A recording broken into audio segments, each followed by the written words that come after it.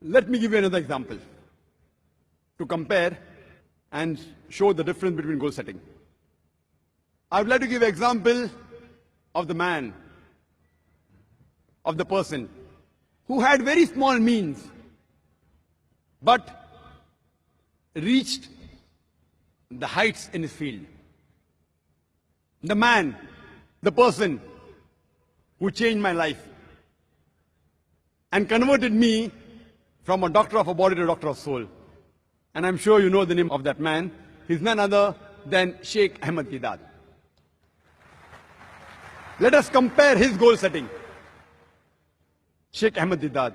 And if you know the life history of Sheikh Ahmad Didat, he acquired education only till standard 6. Because both his ends could not meet, he was forced to leave his education. After passing standard 6, he was forced to leave his education. A man with small means. He was forced to leave the country India where he was born. Then he goes to South Africa. He does a job of a salesman. He works in a furniture shop. He does the job of driving, etc. And while he was in South Africa, he used to constantly be harassed by the Christian missionaries, who used to tell Islam is a useless religion. It is merciless. They used to attack Islam. And because he used to get harassed, a desire came in his heart that I want to reply all the allegations against Islam made by these Christian missionaries. I want to give a fitting reply to these Christian missionaries. Imagine a man only studied to standard 6. But naturally he had faith in Allah. He strived. He stumbled across a book. Books which were lying in a room which had dust on it. He stumbled across a book by the name of Izar al-Haq, the truth revealed by Maulana Rahmatullah Karanvi. And he gets the direction for his goal.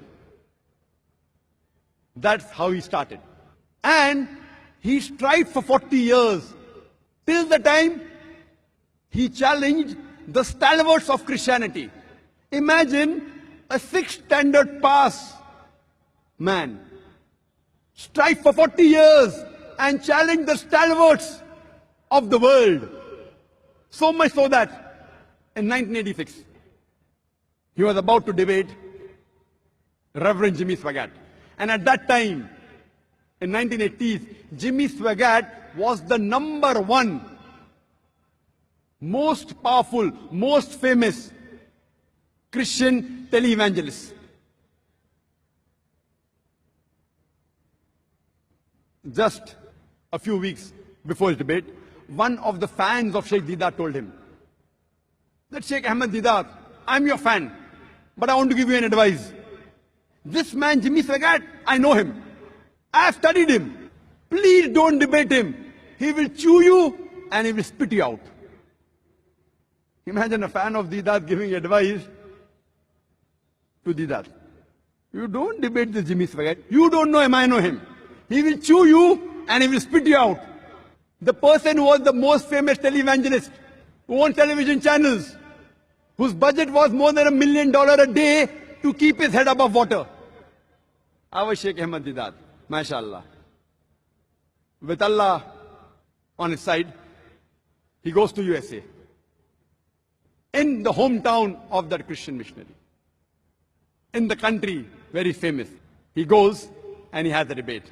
And alhamdulillah, summa alhamdulillah, with Allah's help, he turns the tables over.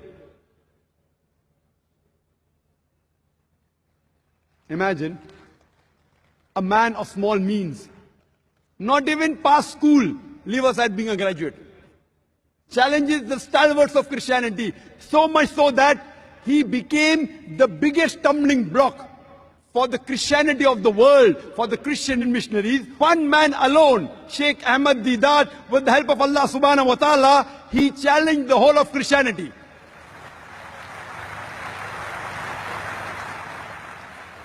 Let's analyze his goal setting. Number one, the Islamic. Was it Islamic? Was it according to Quran and Sahih Hadith? Was it for Allah and His Rasul? But naturally it was. That's the reason he was able to achieve his goal. Number two, was it specific? Yes. His goal was specific. I want to reply to the allegations against Islam. Specific. I want to give a fitting reply.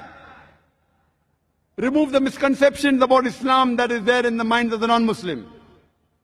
Number three, was it lucrative? Was it profitable? He wanted profit in Akhirah. And inshallah, Allah will grant him Jannah, inshallah. But besides being profitable in the Akhirah, it even profited him here. You know, a number 6 standard pass man, in 1986, he gets the biggest award in the Muslim world. He is awarded the King Faisal Award for service in humanity. A 6 standard man.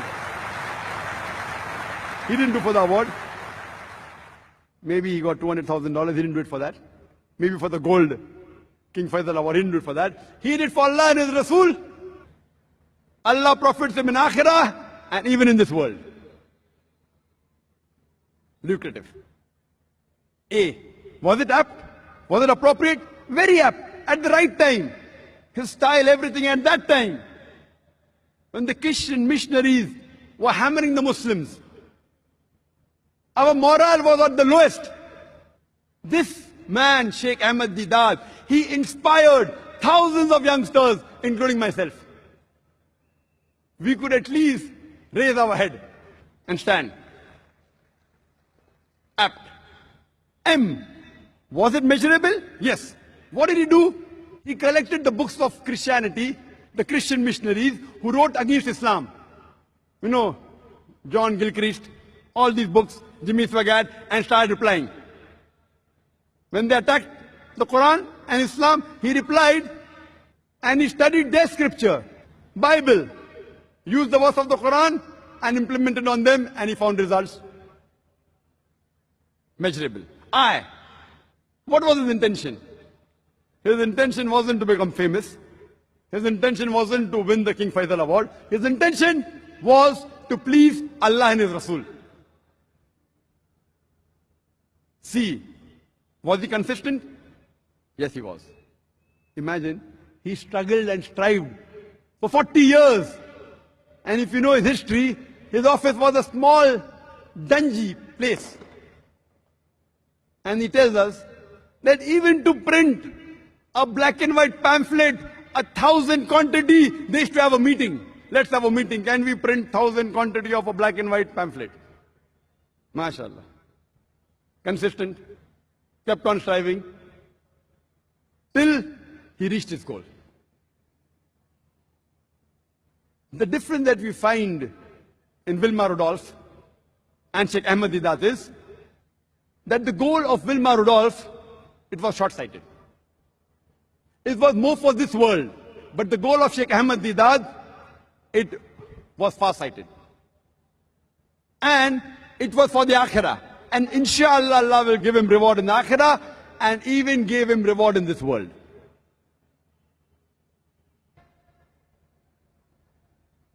I give you the example of Sheikh Ahmad Didat. 6th standard pass, challenged the stalwarts of Christianity. And Sheikh Ahmad Didat, asked him, uncle, in 1987 I met him the first time. I was his driver, chauffeur. Wherever he used to go, I used to take him because so I could spend more time with him. And uncle, why are you so aggressive? He told me, son, I'm not aggressive, I'm militant. I'm militant. You can fight the devil with 2 ways, holy water or fire. I chose the fire. That was his reply. And when I started my dawah, I used his material, but I was very soft. Very soft, very kind. No results. In the medical college, I used to do dawah. Then I became militant. More militant than Sheikh Didat. And wallah, what results I got. My Muslim friends used to run away. I was left alone with the non-Muslims. The results I got after being militant, then mashallah, Allah gave me hidayah. Coming more on the stage, I became soft. I became so soft that when the questioners abused me, I used to smile. So Sheikh Didat, then he gave me the title. First he gave me Didat Plus. Then when he saw me, son, they're abusing you, they're cursing you, and you're smiling. Then he gave me the title that, son, what took me 40 years to achieve, you have achieved it in 4 years.